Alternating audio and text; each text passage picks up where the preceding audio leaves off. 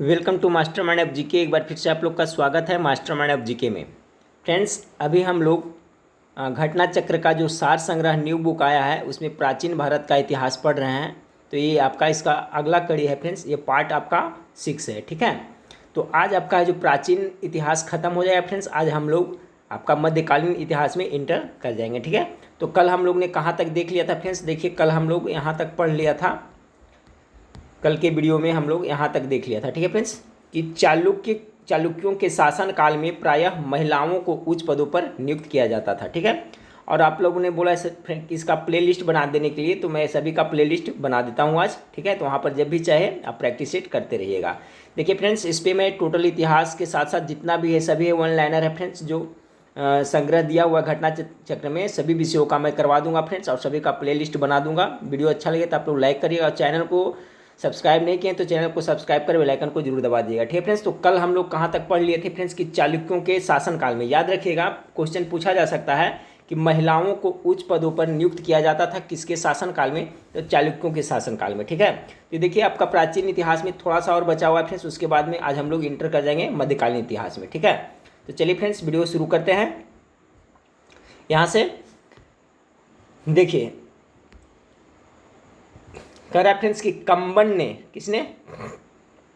कंबन ने 12वीं शती ईस्वी में तमिल रामायण, ठीक है, या रामा अवतारम की रचना तमिल भाषा में की थी। देखिएगा, अब प्रैक्टिस सेट में क्वेश्चन मिलता होगा कि तमिल रामायण या तो रामा अवतारम, तमिल रामायण को ही क्या कहा जाता है? रामा अवतारम की रचना किसने की है फ्रेंड्स? तो 12वीं सदी में किसने किया था फ्रेंड्स?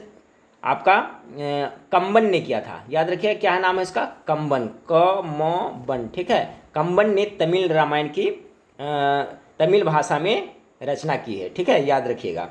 दूसरा सवाल पॉइंट आज का है फ्रेंड्स कि राष्ट्रकूट वंश की राजधानी मान्यखेड़ थी। ये भी पूछा जाता है कि राष्ट्रकूट वंश की राजधानी कहाँ थी? तो मान्यखेड़ थी। ठीक है, और राष्ट्रकूट वंश के संस्थापक कौन था फ्रेंड्स? तो दंती दुर्ग। ये भी आप लोग जरूर याद रखिएगा।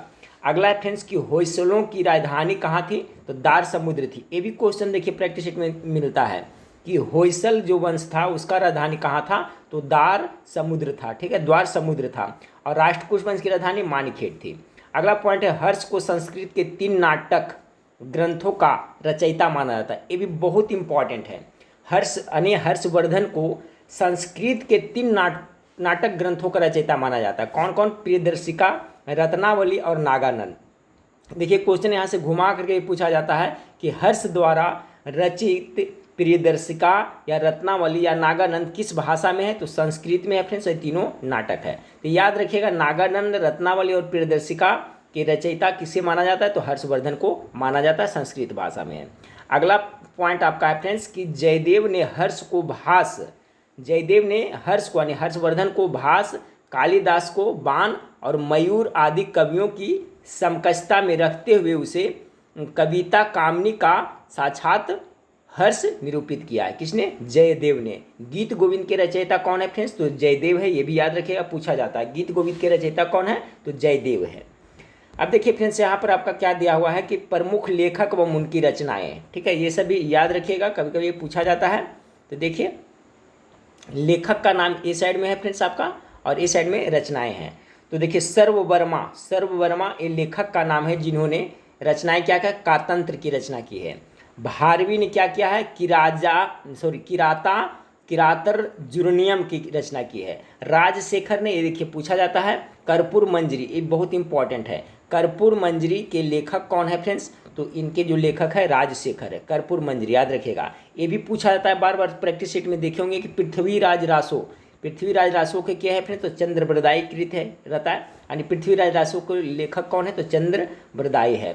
देवी चंद्रगुप्तम, याद रखिएगा, ये भी इंपॉर्टेंट है। देवी चंद्रगुप्तम का कौन है? तो विशाख दत्त। ठीक है, याद रखिएगा किसने है? तो विशाख दत्त। मुद्रा राक्षस के भी कौन लिखा है फ्रेंड्स? तो विशाख दत्त ही लिखा है, ये भी आप लोग को पता होगा, याद रखिएगा। तो मुद्रा राक्षस के साथ साथ देवी चंद्रगुप्तम किसने लिखा है? तो विशाख दत्त, ये भी याद रखिएगा। पृथ्वीराज विजयी आपका किताब का नाम है, इसका जो लेखक है जयानक है। ठीक है, कौन है? जयानक। अगला पॉइंट आपका है फ्रेंड्स कि सारंग देव। ठीक है, हमीर रासो की रचना कौन है? तो सारंग देव है। अगला है फ्रेंड्स विक्रमांक देवचरित, विक्रमांक देवचरित के लेखक कौन है? तो विल्हन है, ठीक है, कौन है? विल्हन है। और राजतरंगिणी के कौन है? तो कल्हन है, याद रखें। राजतरंगिणी का कौन है? कल्हन है। और विक्रमांक देवचरित के कौन है? तो विल्हन है, ठीक है फ्रेंड्स।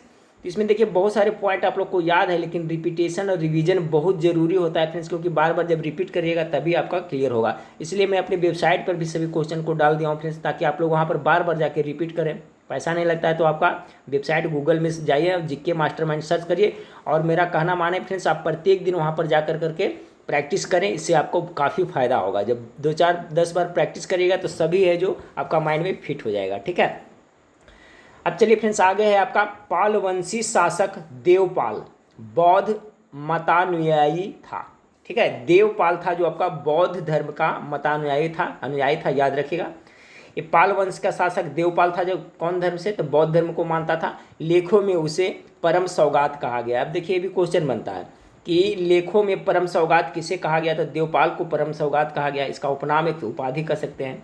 अगला आपका फ्रेंड्स पॉइंट है कि देवपाल ने जावा के शैलेंद्रवंशी शासक बालपुत्र देव के अनुरोध पर उसे नालंदा में एक बौद्ध विहार बनवाने के लिए 5 गांव दान में दिए थे, देवपाल ने, ठीक है।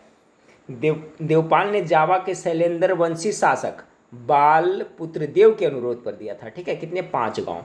अगला पॉइंट आपका है फ्रेंड्स कि जेजाक भुक्ति बुंदेलखंड का प्राचीन नाम था। चलिए ये भी याद रखिएगा, बुंदेलखंड का प्राचीन नाम क्या था? तो जेजाक भुक्ति था। जेजाक भुक्ति बुंदेलखंड का प्राचीन नाम था। एक क्वेश्चन बराबर पूछा जाता है, धर्मपाल ने विक्रमशिला तथा सोमपुरी में प्रसिद्ध विहारों की स्थापना की थी, ठीक है। विक्रमशिला विश्वविद्यालय का धर्मपाल ने किया था। साथ साथ में याद रखिए फिर सोमपुरी जो कहाँ पड़ता है? पहाड़पुर में है, उसकी वो सभी विहारों की स्थापना धर्मपाल ने किया था, ठीक है। सब पाल वंश के शासक था ये। प्रतिहार वंश का महानतम शासक मिहिर भोज, देखिए पूछा जाता है मिहिर भोज है जो किस वंश से संबंधित है? तो प्रतिहार वंश से संबंधित है, याद रखिए मिहिर भोज। इसका शासनकाल 836 से 885 तक था। तो ये याद रखिएगा मिहिर भोज है जो किस वंश से संबंधित था? प्रतिहार वंश से संबंधित था। विज्ञानेश्वर हिमाद्री एवं जीमूतवाहन मध्यकालीन भारत के प्रसिद्ध विधिवेता थे, ठीक है। कौन कौन? विज्ञानेश्वर, हिमाद्री और जीमूतवाहन जो मध्यकालीन भारत के प्रसिद्ध विधिवेता थे। विज्ञानेश्वर ने याज्ञवल्क्य स्मृति पर मिताक्षरा शीर्षक से टीका ग्रंथ लिखा। ये बहुत इंपॉर्टेंट है। मिताक्षरा का लेखक कौन है? तो पूछता है बार बार, देखिएगा मिलता होगा, विज्ञानेश्वर है, ठीक है। मिताक्षरा है जो किसने लिखा है? फिर टीका ग्रंथ है तो विज्ञानेश्वर ने लिखा है, ठीक है। और लिखा है किस पे? याज्ञवल्क्य स्मृति पर लिखा है, ठीक है। तो ये पूछता है मिताक्षरा का विज्ञानेश्वर। अगला पॉइंट है फ्रेंड्स आपका कि जीमूतवाहन ने दाय भाग नामक ग्रंथ की रचना की थी। जीमूतवाहन ने दाय भाग नामक ग्रंथ की रचना की थी। भोजशाला मंदिर मध्य प्रदेश के धार जिले में स्थित है, ये याद रखिएगा, ठीक है, बहुत इंपॉर्टेंट है। पूछा जाता है कि भोजशाला मंदिर, ठीक है, क्वेश्चन दे देगा फ्रेंड्स भोजशाला मंदिर कहाँ स्थित है? मध्य प्रदेश दे देगा, या तो फिर वहाँ का जिला दे देगा। तो कम से कम मध्य प्रदेश जरूर याद रखें। और मध्य प्रदेश में कहाँ है? तो धार जिले में स्थित है भोजशाला मंदिर। यहाँ पर वाग्देवी भगवती सरस्वती देवी, ठीक है। वाग्देवी मतलब क्या होता है? देखिए पोस्ट में लिखा हुआ, याद रखिएगा। जो भोजशाला मंदिर है वहाँ पर भगवती सरस्वती देवी अधिष्ठात्री स्थापित है, ठीक है। सरस्वती यानी कि भगवती सरस्वती देवी से संबंधित भोजशाला मंदिर मध्य प्रदेश के धार में है, ठीक है। वाग्देवी मतलब सरस्वती होती है। रुद्रमा देवी का संबंध जिस वंश से था वह काकतीय था, ठीक है। ये पूछा जाता है कि रुद्रमा देवी किस वंश से संबंधित थी? तो काकतीय वंश से था। काकतीय साम्राज्य की राजधानी कहाँ थी? वारंगल थी। ये भी क्वेश्चन पूछा जाता है, काकतीय साम्राज्य की राजधानी कहाँ थी? तो वारंगल थी। तो सभी वंश के राज और राजधानी जरूर याद रखेगा, आप किस वंश ने कहाँ राजधानी बनाया था। तो ये आपका आज वन लाइनर में फ्रेंड्स आपका सार संग्रह में प्राचीन भारत समाप्त हो गया। और आज हम लोग से अब इंटर कर रहे हैं किसमें? मध्यकालीन भारत में। बहुत इंपॉर्टेंट पॉइंट है फ्रेंड्स, सभी को रिवीजन करते चलिएगा। वीडियो को लाइक करिएगा, दोस्तों में शेयर जरूर करिएगा। चलिए मध्यकालीन भारत का पहला पॉइंट देखते हैं फ्रेंड्स की मक्का कहाँ स्थित है? पता होगा सबको, मक्का सऊदी अरब में स्थित है। और ये मक्का क्यों फेमस है इसके बारे में जाने। तो मक्का सऊदी अरब में स्थित है। यहीं पर 570 ईस्वी में इस्लाम धर्म के प्रवर्तक हजरत मोहम्मद का जन्म हुआ था। कितना सवाल इसमें बना फ्रेंड्स? इस्लाम धर्म के प्रवर्तक कौन है? तो हजरत मोहम्मद शाह। हजरत मोहम्मद शाह का जन्म कब हुआ था? तो 570 ईस्वी में, ईसा पूर्व नहीं, ईस्वी में। कहाँ हुआ था? तो सऊदी अरब के मक्का में हुआ था। अब तो समझ क्लियर हो गया कॉन्सेप्ट कि मक्का है जो सऊदी अरब में पड़ता है, जहाँ पर 570 ईस्वी में इस्लाम धर्म के प्रवर्तक हजरत मोहम्मद का जन्म हुआ था। अगला पॉइंट को देखिए फ्रेंड्स, अगला पॉइंट आपका है कि मोहम्मद साहब का मक्का से मदीना 622 ईस्वी में प्रस्थान किए थे। ठीक है, देखिए हिजरी सम्मत यहीं से शुरू होता है फ्रेंड्स। देखिए अच्छी तरह से पॉइंट वाई पॉइंट दिया हुआ है, समझ में आ जाएगा आपको कहानी की तरह। तो उनका जन्म हुआ था मक्का में हुआ था, और मोहम्मद साहब मक्का से, ठीक है, मक्का सऊदी अरब में पड़ता है जहाँ पर इनका जन्म हुआ था। तो मोहम्मद साहब मतलब समझ रहे हैं ना, हजरत मोहम्मद। तो मोहम्मद साहब ने मक्का से मदीना 622 ईस्वी में प्रस्थान किए थे, यात्रा किए थे। हिजरी संवत का प्रारंभ 622 ईस्वी में हुआ था। ठीक है, वही आपका जो यहाँ से प्रस्थान किए फ्रेंड्स, उसी समय आपका हिजरी संवत का प्रारंभ हुआ था। पूछा जाता है हिजरी संवत का प्रारंभ कब हुआ था? तो 622 ईस्वी में हुआ था। ठीक है, मोहम्मद साहब की मृत्यु कब हुई थी? तो 632 ईस्वी में। ठीक है, 570 ईस्वी में जन्मे थे और 632 ईस्वी में इनकी मृत्यु हो गई थी। ठीक है, कॉन्सेप्ट क्लियर है फ्रेंड्स। देखिए 570 में यहाँ जन्मे थे, 30 साल उधर हो गया फ्रेंड्स और 32 साल इधर। ठीक है, नानी की लगभग 62 साल की उम्र में इनकी मृत्यु हो गई थी मोहम्मद साहब की। तो 570 में जन्मे थे और 632 में ये मर गए थे, यानी 62 साल की उम्र में। ठीक है, तो ये भी अगर आप याद रखते हैं तो दोनों याद रहेगा कि 62 साल की जब उम्र में इनकी मृत्यु हुई थी फ्रेंड्स, तो मतलब जन्मे थे कब, इसमें 62 घटाएगा तो 570 आ जाएगा। तो इस तरह से याद रखेगा। ठीक है, दोनों में कम्बिनेशन बना करके। तो मोहम्मद साहब की मृत्यु कितना हुई थी? 632 ईस्वी में हुई थी। फारसी ग्रंथ चचनामा से अरबों द्वारा सिंह विजय की जानकारी मिलती है। ठीक है, अब चचनामा कैसा ग्रंथ है? तो फारसी ग्रंथ है। इससे क्या जानकारी मिलती है? तो अरबों द्वारा जो सिंध विजयी किया था उसकी जानकारी चचनामा से मिलता है, फारसी ग्रंथ है। अगला पॉइंट को देखिए फ्रेंड्स, अगला पॉइंट है कि 999 से 1070 ईस्वी के बीच महमूद गजनवी, ठीक है, इंपॉर्टेंट है, 999 से लेकर के 1070 ईस्वी के बीच महमूद गजनवी, गजनी कहीं पर है कहीं गजनवी रहता है, तो इसमें कन्फ्यूज नहीं होना है फ्रेंड्स, मोहम्मद गजनी लिखा रहता है कहीं, उसी को मोहम्मद गजनवी कहा जाता है। भारत पर 17 बार आक्रमण किए थे। डायरेक्ट सवाल पूछा जाता है कि महमूद गजनवी है जो भारत पर कितने बार आक्रमण किए थे? तो 17 बार किए थे। कब से? 999 से 1027 ईस्वी के बीच में। ठीक है, और इसका जो सबसे फेमस था आपका आक्रमण था फ्रेंड्स 1025 ईस्वी में। क्या था? जो सोमनाथ मंदिर को लूटा था, जहाँ से करोड़ों अरबों की संपत्ति वहाँ से लूटी थी। सबसे फेमस आक्रमण वही है 1025 ईस्वी में। ठीक है, तो महमूद गजनवी ने भारत पर 17 बार आक्रमण किए थे 999 से 1027 के बीच में। अगला फ्रेंड्स है फ्रेंड्स, महमूद गजनवी का दरबारी इतिहासकार कौन था? उतबी था। ये पूछा जाता है उतबी था जो कौन था? तो जो महमूद गजनवी था इसका दरबारी इतिहासकार था। याद रखिएगा किसका? तो महमूद गजनवी का। अब देखिए उसने किताब उल यामनी अथवा तारीख ये यामनी नामक ग्रंथ की रचना की। ये दोनों बहुत ज़्यादा इंपॉर्टेंट है सॉरी, पूछता है फ्रेंड्स कि किताब उल यामनी अथवा तारीख ये यामनी नामक ग्रंथ की रचना किसने की थी? तो उतबी ने की थी। उतबी कौन था? तो याद रखिए महमूद गजनवी के इतिहासकार था उतबी, जिसने किताब उल यामनी और तारीख यामनी नामक ग्रंथ की रचना की थी। आगे फिर शाहनामा के लेखक फिरदौसी, तो सभी को पता होगा, बहुत बार एग्जाम प्रैक्टिस शीट में आते रहता है। शाहनामा के लेखक कौन है? फिरदौसी है। यह महमूद गजनवी के दरबार का प्रसिद्ध विद्वान कवि था। ठीक है, दोनों याद रखिएगा। अब क्वेश्चन क्या पूछता है? उतबी किसका दरबार में रहता था? तो महमूद गजनवी का था। और ये फिरदौसी भी जो था, जो आपका महमूद गजनवी के दरबार का प्रसिद्ध विद्वान और कवि था, जिसने शाहनामा लिखा था। याद रखिएगा फ्रेंड्स, फिरदौसी किसके दरबार में था? तो महमूद गजनवी के। अगला पॉइंट आपका है फ्रेंड्स कि फिरदौसी को पूर्व के होमर की उपाधि दी जाती है। फिरदौसी को पूर्व के होमर कहा जाता है इसे। ठीक है, पूर्व का होमर की उपाधि इसे दिया जाता है फिरदौसी को। अब देखिए सल्तनत कालिक प्रमुख भवन है, उसका निर्माता कौन है और स्थल कहाँ, ये आपका दिया हुआ है। ठीक है, दिल्ली सल्तनत वाला है फ्रेंड्स आपका, सल्तनत कालीन वाला में। तो भवन देखिए आपका है कुवत उल इस्लाम मस्जिद। कुवत उल इस्लाम मस्जिद के निर्माता कौन है? कुतुबुद्दीन ऐबक, जो गुलाम वंश का संस्थापक था। कुतुबुद्दीन ऐबक मोहम्मद गौरी का गुलाम था, ये भी याद रखिएगा। तो इसने कुवत उल इस्लाम मस्जिद का निर्माण किया था, जो कहाँ पड़ता है? तो दिल्ली में पड़ता है। कुतुब मीनार का निर्माण शुरू करवाया था कुतुबुद्दीन ऐबक ने ही फ्रेंड्स। स्टार्टिंग कुतुब मीनार का इसको आपका इल्तुतमिश ने पूरा करवाया था। तो कुतुब मीनार का निर्माण शुरुआत किसने करवाया था? तो कुतुबुद्दीन ऐबक ने ही करवाया था। कुतुब मीनार कहाँ है? तो दिल्ली में है। 2.5 दिन का झोपड़ा, देखिए बहुत इंपॉर्टेंट पूछा जाता है। 2.5 दिन का झोपड़ा का निर्माण किसने करवाया था? तो कुतुबुद्दीन ऐबक ने। कहाँ है फ्रेंड्स? अजमेर में पड़ता है। ठीक है, 2.5 दिन का झोपड़ा का निर्माण कुतुबुद्दीन ऐबक ने करवाया था। कहाँ पड़ता है? अजमेर में पड़ता है। अतारकिन का दरवाज़ा, अतारकिन का दरवाज़ा इल्तुतमिश, ठीक है, इल्तुतमिश ने करवाया था। ये कहाँ पड़ता है? तो नागौर में पड़ता है। ठीक है, अगला पॉइंट को देखिए फ्रेंड्स कि इल्तुतमिश का मकबरा का निर्माण खुद इल्तुतमिश ने करवाया था, जो दिल्ली में है।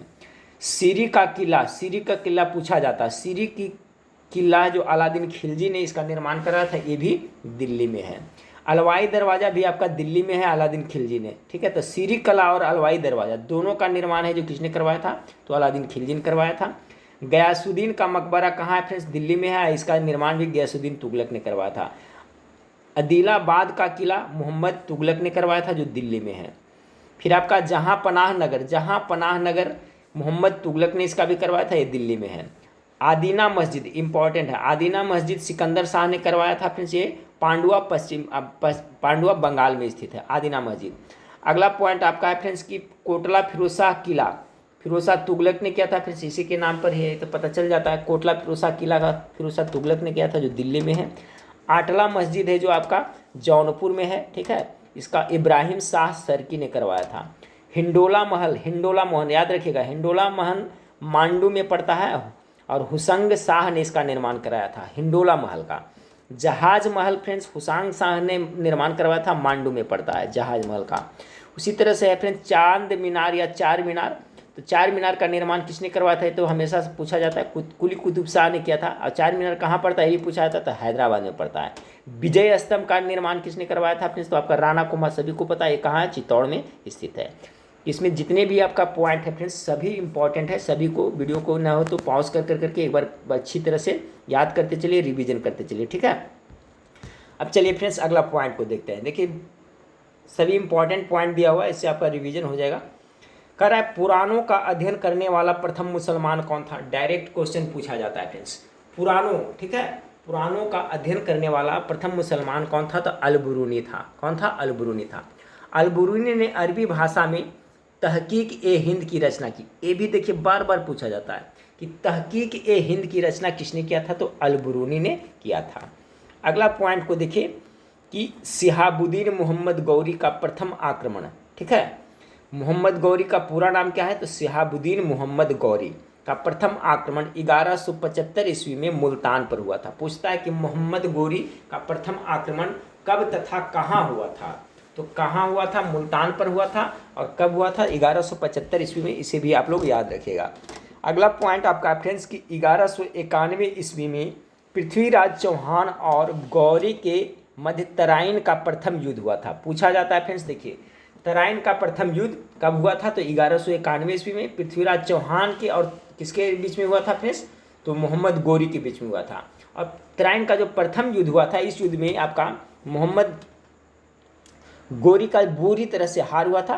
शिहाबुद्दीन की सेनानी की, मोहम्मद गौरी को ही पूरा नाम है, शिहाबुद्दीन मोहम्मद गौरी की सेना के दोनों पासर परास्त हो गए थे। ठीक है, बुरी तरह से इसमें हार हुआ था। पृथ्वीराज चौहान की जीत हुई थी तराइन की प्रथम युद्ध में। दूसरा पॉइंट है फ्रेंड्स कि तराइन का द्वितीय युद्ध कब हुआ था? तो 1192 ईस्वी में तराइन के द्वितीय युद्ध हुआ था। तराइन के द्वितीय युद्ध में मोहम्मद गौरी के द्वारा पृथ्वीराज चौहान की पराजय के बाद भारत में मुस्लिम शक्ति की स्थापना हुई थी। याद रखिएगा, ये पूछा जाता है। प्रथम में तो आपका पृथ्वीराज चौहान जीत गया था, लेकिन दूसरी बार है क्या फ्रेंड्स? मोहम्मद गौरी है जो पूरी तैयारी के साथ लड़ा था, और इसमें दूसरी बार में है जो पृथ्वीराज चौहान की हार हुई थी। और इसी तराइन के द्वितीय युद्ध के बाद से ही भारत में मुस्लिम शक्ति की स्थापना हुई। एक तरह से कहिए इसका वर्चस्व हुआ, आगाज हुआ। ठीक है, याद रखिए तराइन के द्वितीय युद्ध से। तो पूछा जाता है कि किस युद्ध के बाद से भारत में मुस्लिम शक्ति की स्थापना माना जाता है? तो तराइन के द्वितीय युद्ध के बाद से। ठीक है, अब देखिए फ्रेंड्स अगला पॉइंट है कि चंदावर की लड़ाई पूछा जाता है कि 1194 ईस्वी में चंदावर के युद्ध युद्ध मोहम्मद गौरी ने कनौज के गढ़वाल राजा जयचंद को पराजित किया था। क्वेश्चन कैसे पूछा जाता है फ्रेंड्स कि चंदावर के युद्ध कब हुआ था? तो 1194 में हुआ था। किनके बीच में हुआ था फ्रेंड्स? तो मोहम्मद गौरी एक साइड से, दूसरे में गढ़वाल के राजा जयचंद के बीच हुआ था। चंदावर के युद्ध में जीत किसकी हुई थी? मोहम्मद गौरी की जीत हुई थी। हार किसकी हुई थी? तो जयचंद की हार हुई थी।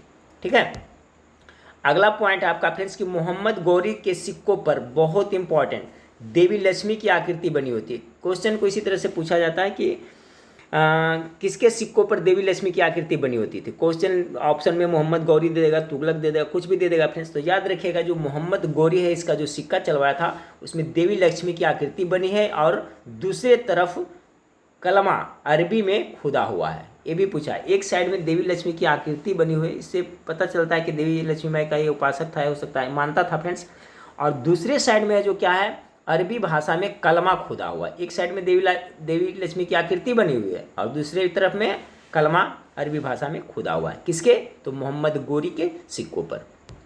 अगला पॉइंट आपका फ्रेंड्स, 1206 ईस्वी से 1290 ईस्वी तक दिल्ली सल्तनत के सुल्तान गुलाम वंश के सुल्तानों के नाम से विख्यात हुए। चलिए 1206 ईस्वी से, ठीक है, तो 1206 से कितना 1290 ईस्वी तक दिल्ली सल्तनत के जो सुल्तान हुआ वो गुलाम वंश के सुल्तानों के नाम से विख्यात हुए। अब चलिए आगे यहाँ पर गुलाम वंश का, तो भारत में गुलाम वंश का प्रथम शासक कौन था? कुतुबुद्दीन ऐबक ने। यानी गुलाम वंश की स्थापना किसने किया था? कुतुबुद्दीन ऐबक ने किया था। ये कुतुबुद्दीन ऐबक खुद था जो किसका गुलाम था फ्रेंड्स? तो मोहम्मद गौरी का गुलाम था, पहले भी बता चुका हूँ। एक कुतुबुद्दीन ऐबक है जो आपका मोहम्मद गौरी का गुलाम था। 1206 ईस्वी में इन्होंने गुलाम वंश की स्थापना किया था, याद रखिएगा। अगला पॉइंट आपका फ्रेंड्स कि कुतुबुद्दीन ऐबक की राजधानी कहाँ बनाया था, ये भी पूछा था। तो लाहौर में अपनी राजधानी बनाया था। कुतुबुद्दीन ऐबक है जो अपनी राजधानी कहाँ बनाया था? तो लाहौर में बनाया था। कुतुबुद्दीन ऐबक ने सुल्तान की उपाधि धारण नहीं की थी। कुतुबुद्दीन ऐबक है जो सुल्तान की उपाधि नहीं धारण की थी। उसने केवल मलिक और सिपह सलाहकार की पदवियों से ही अपने को संतुष्ट रखा था, ठीक है। ध्यान से याद रखिएगा जो कुतुबुद्दीन ऐबक है जो गुलाम वंश के संस्थापक था वो कभी भी सुल्तान की उपाधि धारण नहीं किया था और क्या रखा था? तो मलिक और सिपह सलाह की पदवी से ही वो अपने को संतुष्ट रखा था। अगला पॉइंट आपका है फ्रेंड्स, अपनी उदारता के कारण कुतुबुद्दीन ऐबक इतना अधिक दान करता था कि उसे लाख बख्श यानी लाखों को दान देने वाला के नाम से पुकारा गया है। कहने का मतलब कुतुबुद्दीन ऐबक जो गुलाम था मोहम्मद गौरी का, एक अच्छा मतलब कि विचार का था फ्रेंड्स, ठीक है। और गरीबों को दान बहुत करता था। कुतुबुद्दीन ऐबक यानी गरीब पर ध्यान देता था, जनता पर ध्यान देता था, दान बहुत करता था। यही कारण है उसको लाख बख्श कहा गया है। तो याद रखिएगा कुतुबुद्दीन ऐबक को लाख बख्श कहा गया। लाख बख्श मतलब क्या होता है? लाखों का दान देने वाला, ठीक है। तो पूछा जाता है कि लाख बख्श किसे कहा जाता है? तो कुतुबुद्दीन ऐबक को कहा जाता है। अब ये भी पूछा जाता है कि सुल्तान कुतुबुद्दीन ऐबक की मृत्यु चौगान, चौगान प्राचीन इसका नया नाम है पोलो है फ्रेंड्स, याद रखिएगा। ये चौगान का शौकीन था फ्रेंड्स, वो घोड़ा पर खेलता था। तो सुल्तान कुतुबुद्दीन ऐबक की मृत्यु चौगान के खेल आधुनिक पोलो की भांति का एक खेल है, ठीक है, याद रखिएगा। यानी जो चौगान पोलो है जो किसका है फ्रेंड्स? इसी का रूप है, ठीक है। तो पूछा जाता है कि पोलो को प्राचीन में क्या कहा जाता? चौगान कहा जाता। लिख दिया, आधुनिक पोलो की भांति एक खेल है। तो कह रहा है सुल्तान कुतुबुद्दीन ऐबक की मृत्यु चौगान के खेल में घोड़े से गिरने के दौरान 1210 ईस्वी में हुई थी। उसने लाहौर में दफनाया गया था। 1206 ईस्वी में इन्होंने गुलाम वंश की स्थापना किया था फ्रेंड्स। 4 वर्ष तक शासन किया और 1210 ईस्वी में कुतुबुद्दीन ऐबक को चौगान खेलते समय घोड़े से गिरने के कारण इनकी मृत्यु हो गई थी। और कुतुबुद्दीन ऐबक को दफनाया कहाँ गया था? तो लाहौर में दफनाया गया था।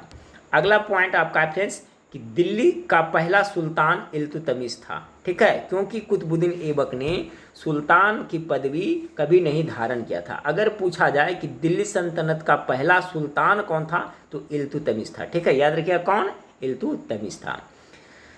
खलीफा ने 1229 ईस्वी में इल्तुतमिश के शासन की पुष्टि उन सारे क्षेत्रों में कर दी जो उसने विजित किया और उसे सुल्तान ए आजम की उपाधि प्रदान की। तो सुल्तान ए आजम की उपाधि किसने धारण किया था फ्रेंड्स? किसको प्रदान किया गया था? तो इल्तुतमिश को किया गया था और खलीफा ने इसने किया था, ठीक है। अगला पॉइंट आपका है कि सल्तनत युग के 2 महत्वपूर्ण सिक्के, चांदी का टंका, ठीक है, जो कितना ग्रेन का रहता था? 175 ग्रेन का रहता था, और तांबे का जीतल इल्तुतमिश ने आरंभ किया था। बहुत इंपॉर्टेंट है। चांदी का टंका और तांबे का जो सिक्का था जीतल, इसका प्रारंभ किसने करवाया था? तो इल्तुतमिश ने करवाया था। तथा सिक्कों पर टकसाल का नाम लिखवाने की परंपरा शुरू की थी। यहाँ से देखिए भी पूछता है खोद करके क्वेश्चन कि सिक्कों पर टकसाल का नाम लिखवाने की परंपरा की शुरुआत किसने किया था? तो किसने किया था? इल्तुतमिश ने किया था, ठीक है। टकसाल का नाम लिखवाने का परंपरा इल्तुतमिश ने शुरू किया था। चांदी का टंका और तांबे का जीतल इल्तुतमिश ने चलवाया था। याद रखिएगा फ्रेंड्स, मंगोल नेता चंगेज खां भारत की उत्तर पश्चिमी सीमा पर इल्तुतमिश के शासनकाल में आया था। देखिए चंगेज खां कहाँ का था, तब मंगोलिया का था, मंगोल नेता था। तो भारत के जो उत्तरी पश्चिमी सीमा है, तो जिस समय इल्तुतमिश का शासन चल रहा था उसी समय चंगेज खां आया था। ये पूछा जाता है कि किसके शासनकाल में आया था उत्तर पश्चिम सीमा पर, तो इल्तुतमिश। मध्यकालीन भारत की प्रथम महिला शासिका रजिया सुल्तान थी। ठीक है, मध्यकालीन भारत की प्रथम महिला शासिका अगर पूछा जाए तो कौन हो जाएगा फ्रेंड्स, रजिया सुल्तान, जो इल्तुतमिश की बेटी थी, याद रखिएगा। तो मध्यकालीन भारत की प्रथम महिला शासिका कौन बनी थी, तो रजिया सुल्तान। एक कब से 1236 से 40 ईस्वी तक, इन्होंने 4 साल तक शासन किया था। अब कह रहा है फ्रेंड्स, सुल्तान बलबन का पूरा नाम क्या है, गयासुद्दीन बलबन था। ठीक है, अब बलबन आ गया आपका फ्रेंड्स, उसी में से जो मेन पॉइंट है वही दिया हुआ है। तो सुल्तान बलबन का नाम क्या है, गयासुद्दीन बलबन था। इसका पूरा नाम क्या था फ्रेंड्स, तो याद रखिएगा, बलबन का गयासुद्दीन बलबन था।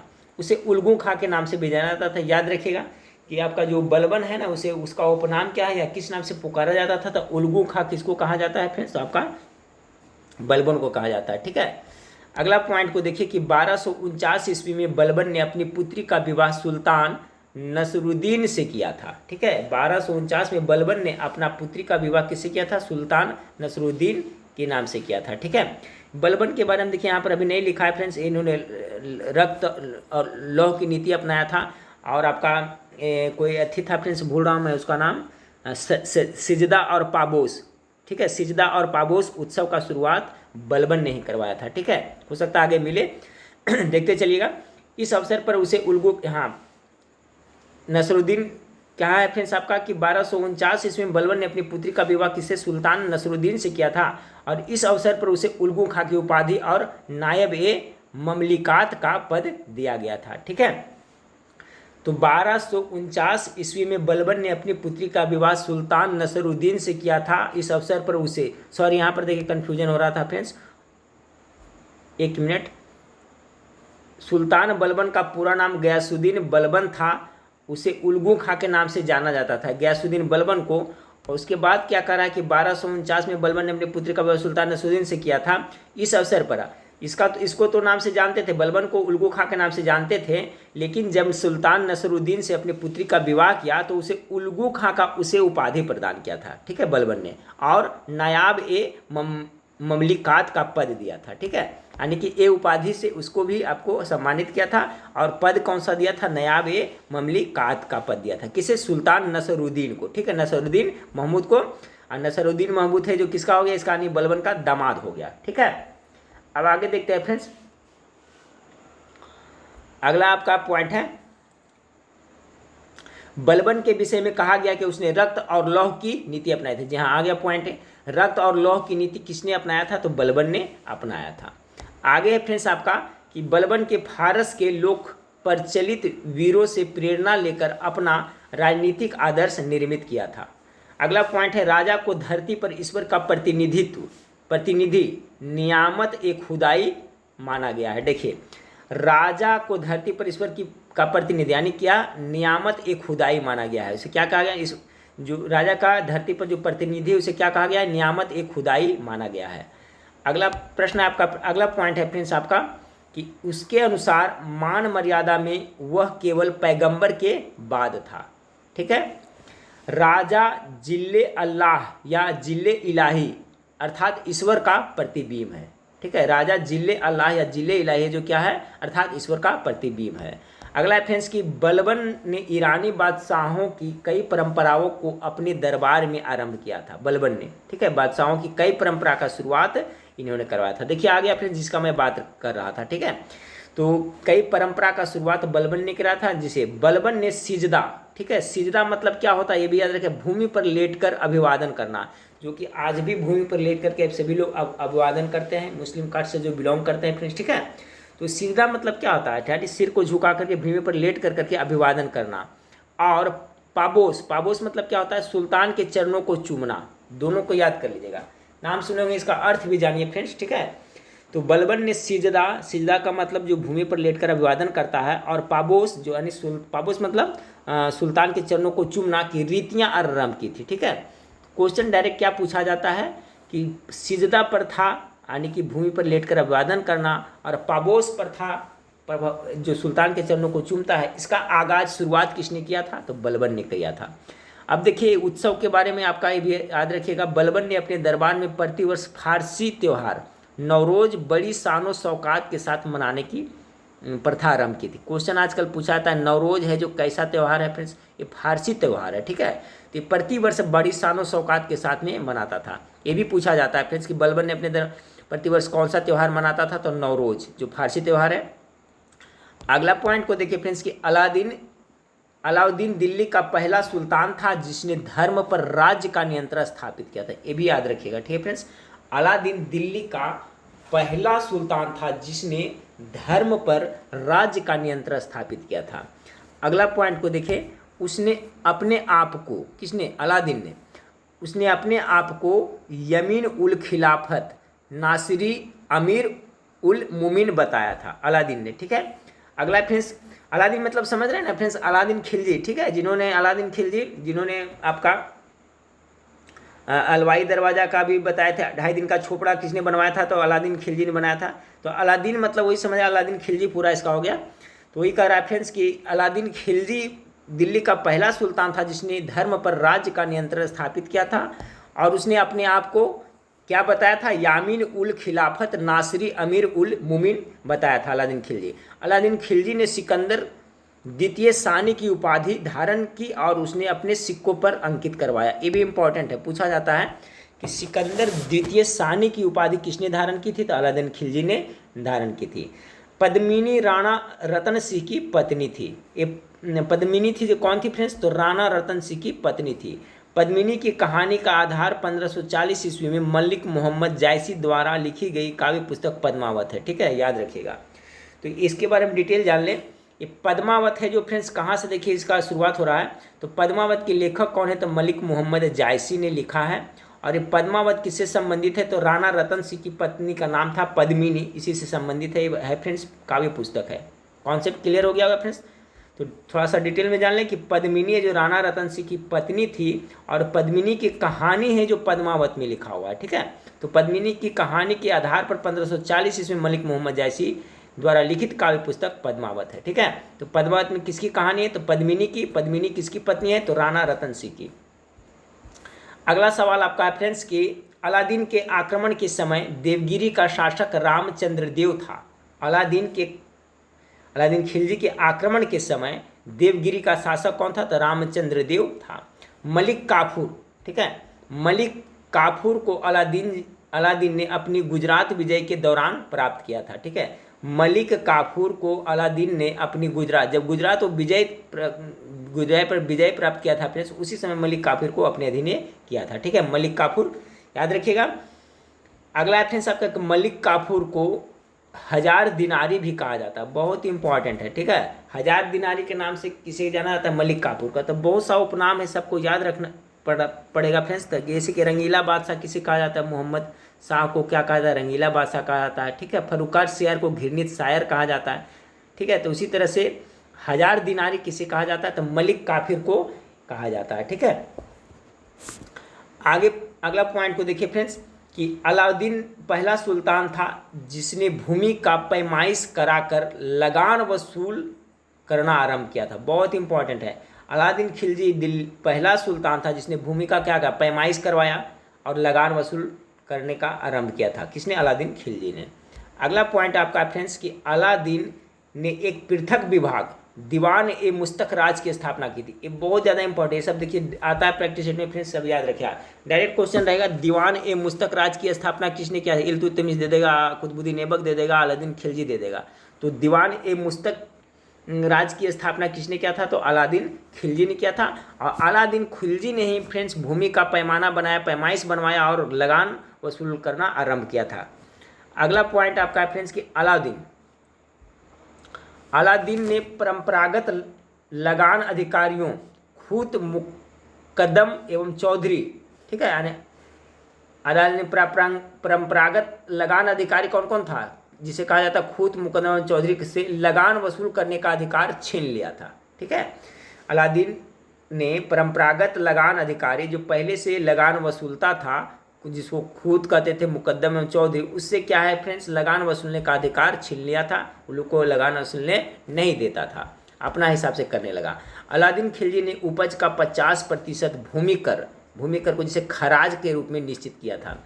इम्पॉर्टेंट है कि अलादीन जो लगान वसूलने का प्रारंभ किया था भूमि का पैमाइश कर करके, तो जो भूमि उपज का कितना प्रतिशत लेता था, तब उपज का 50% भूमि कर के रूप में निश्चित किया था। कितना, 50% ये निश्चित किया था। अगला पॉइंट आपका है फ्रेंड्स कि सल्तनत कालीन शासक अलादीन खिलजी ने सार्वजनिक वितरण प्रणाली के आरंभ की। बहुत टॉप मोस्ट VVI है, ठीक है फ्रेंड्स, ये बहुत इंपॉर्टेंट है। पूछा जाता है कि सार्वजनिक वितरण प्रणाली का प्रारंभ किसने करवाया था, तो आपका अलादीन खिलजी ने करवाया था। अगला है फ्रेंड्स आपका कि अलादीन खिलजी द्वारा लगाए गए 2 नवीन कर थे। अलादीन खिलजी ने कौन कौन 2 नया कर लगाया था? एक घरी कर था फ्रेंड्स, जो कि घरों एवं झोपड़ियों पर लगाया जाता था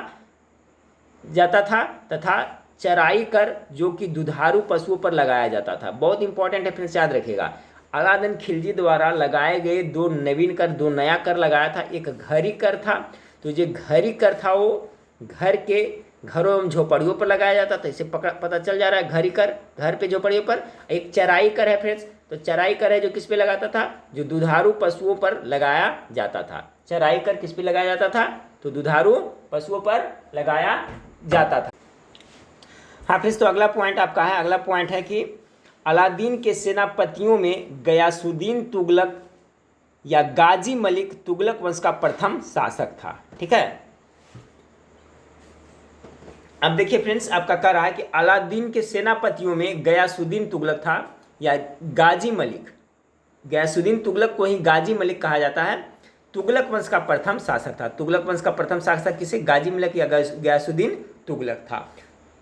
अगला पॉइंट आपका है फ्रेंड्स, दिल्ली सल्तनत के सभी सुल्तानों में मोहम्मद बिन तुगलक सर्वाधिक विद्वान एवं शिक्षित शासक था। बहुत इंपॉर्टेंट पॉइंट है फ्रेंड्स कि दिल्ली सल्तनत के जितने भी सुल्तान हुए, ठीक है, उसमें सबसे ज़्यादा विद्वान और शिक्षित कौन था, तो मोहम्मद बिन तुगलक था, जो सबसे ज़्यादा शिक्षित और विद्वान था दिल्ली के जितने भी सुल्तान हुए थे।